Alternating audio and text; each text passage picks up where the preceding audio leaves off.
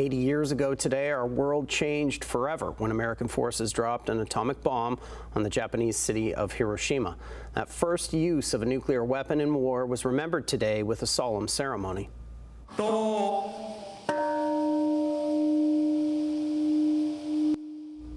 About 55,000 people observed a moment of silence at 8:15 this morning, the exact time the bomb was dropped 80 years ago, killing 78,000 people in an instant. That death toll would rise to 140,000 by the end of 1945. The U.S. would drop a second atomic bomb on the Japanese city of Nagasaki on August 9, 1945, killing tens of thousands more.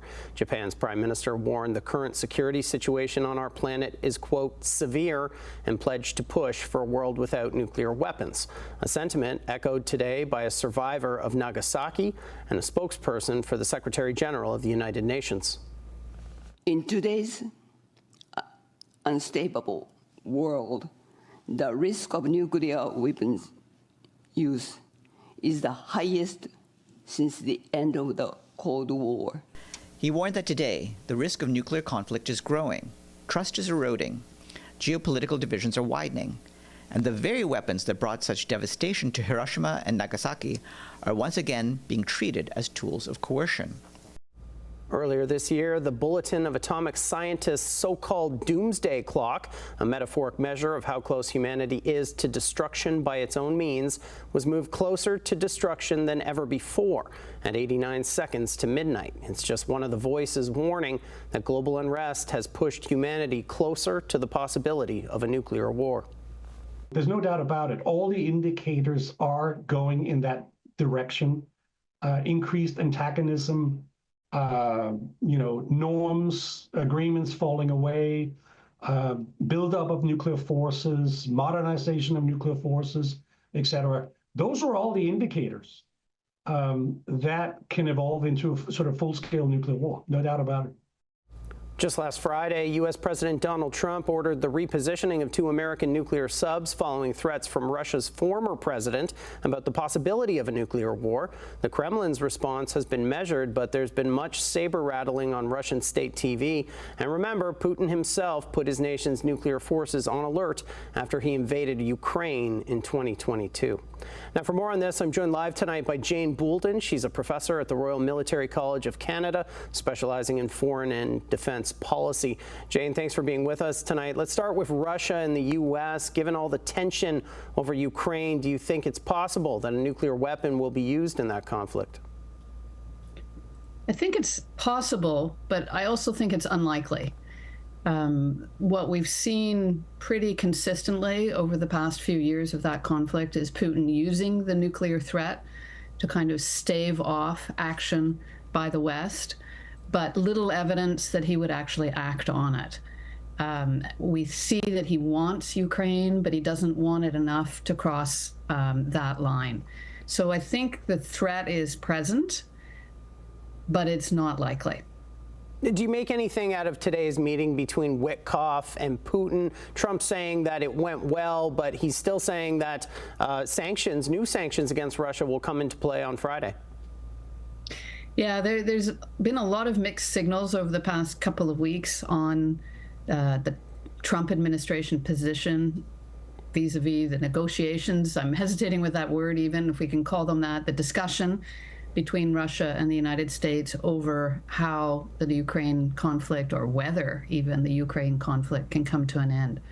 I think the context of today's meeting is a little unusual than what we've seen before, given the movement between, as you mentioned in your earlier lead into this, the Medvedev and Trump kind of exchanges about moving nuclear submarines and nuclear threat.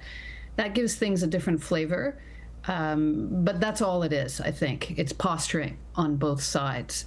The Ukraine conflict and its resolution is something that will occur or not, but hopefully will occur separate from any kind of nuclear diplomacy, if you like, between the two big powers. What about the war in Gaza? Do you think that conflict could result in the use of nuclear weapons? I don't think so. I think the greater danger in the Middle East is the Israel-Iran dynamic, right? And we've seen recently Israel pushing back against Iran, including with the United States joining in on that attack against Iran, which was primarily driven by a desire to ensure that the Iranian nuclear weapon program not proceed. There's very mixed messages on that score as well, as to the extent to which those attacks were successful in setting Iran back in its nuclear weapons program. But it's clear that that was the goal.